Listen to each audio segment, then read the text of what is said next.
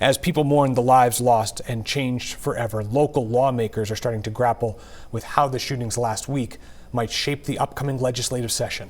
On either side of the aisle, there are differing opinions about what needs to be done to prevent a tragedy like this from happening again.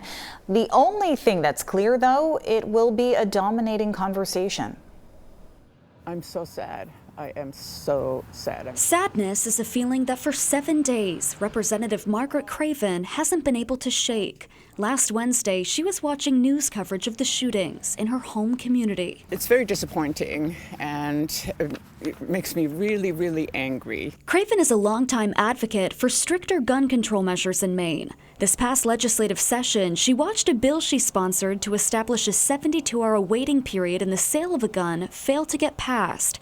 Other measures, like a bill to create universal background checks, also failed. Sometimes you feel so disappointed and sad that you haven't been able to effect some kind of change, but we just keep moving forward. The question now, what will happen when the legislature reconvenes in January? Craven has at least a couple of ideas. We definitely need a red flag bill, and we need to ban weapons of war in this state and in this country. Republican Senator Matthew Harrington disagrees. I don't see, the firearm issue as an issue in this state. Instead, he and other Republicans point to a need to boost mental health care. There's only so much money, in our budget, in our surplus, but I think we can all unite around the idea that we need to spend more money and prioritize mental health spending. I still believe to this day the problem is acute mental distress. Harrington's colleague, Senator Lisa Keim, also points to a broken mental health care system in our state.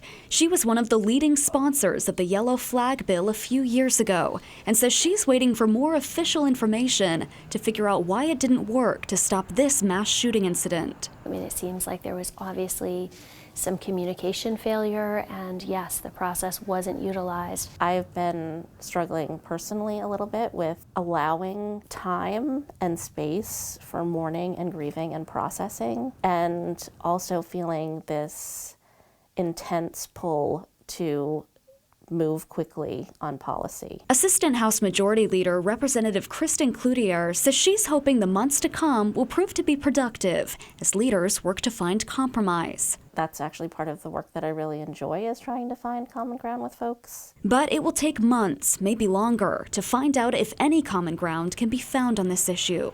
In Augusta, Chloe Thibault, News Center, Maine.